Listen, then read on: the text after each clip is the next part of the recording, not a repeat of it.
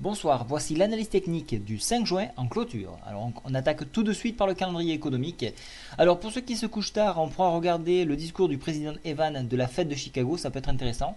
Sinon, pour les autres, je vous conseille d'être attentif sur la statistique de 9 heures sur la production industrielle espagnole. Ça c'est à mon sens important et ça aura du poids. Bien sûr, le PIB à 11 heures de l'Union Européenne, donc ça c'est important. On aura un œil effectivement sur les émissions ici à 5 ans au niveau de l'Allemagne. Bon, ça n'aura pas vraiment, il n'y aura pas vraiment de surprise, donc c'est pas sur ça qu'il faut vraiment pencher. Les taux d'intérêt devaient être peut-être baissés, on l'envisage depuis quelques mois. Ça serait donner un souffle neuf, ça serait intéressant. Si ça baisse, ça pourrait partir fort.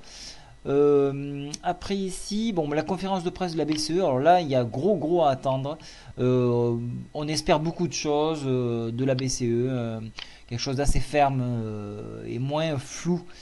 Et bien sûr, alors pour moi, ça sera le stock d'essence à 16h30, très important.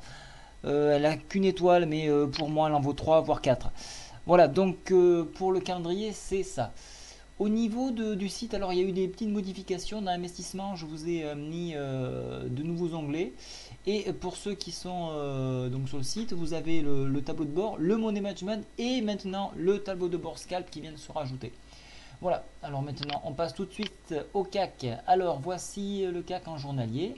Donc on a effectivement bien validé notre marteau inversé avec rebond sur médiane de fourchette d'Andrews ici.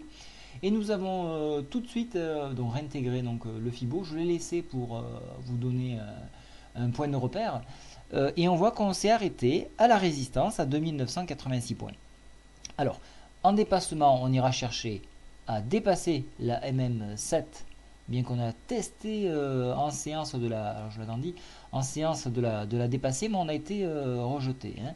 Donc l'objectif pour les haussiers, ça serait de dépasser cette résistance et venir chercher la MM7 qui se trouve ici à environ à 3000 points.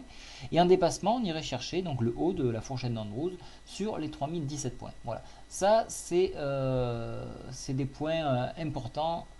Et je vois la MM20 qui est pas très loin ici. Elle se trouvera demain à 3030 points. Voilà, donc en dépassement, alors là on commence à partir à la hausse. Pour l'instant, alors on a des bons signaux, c'est très intéressant. Regardez la MACD qui devait recouper aujourd'hui, confirmer la coupe, a bien rebondi. Donc ça c'est très bien. On voit un histogramme vert, donc ça c'est un signal positif pour moi. On a le stochastique, lui, qui est toujours baissier, mais qui est en train de consolider. Je pense que ça devrait repartir. Hein. Donc lui, je vais plutôt le mettre en neutre.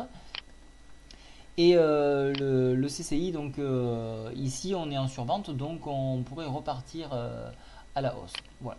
Alors pour moi, ici, bien qu'on a une toupie, donc c'est-à-dire un équilibre aussi bien à la hausse qu'à la baisse, on devrait quand même réussir à perforer donc cette résistance et passer outre.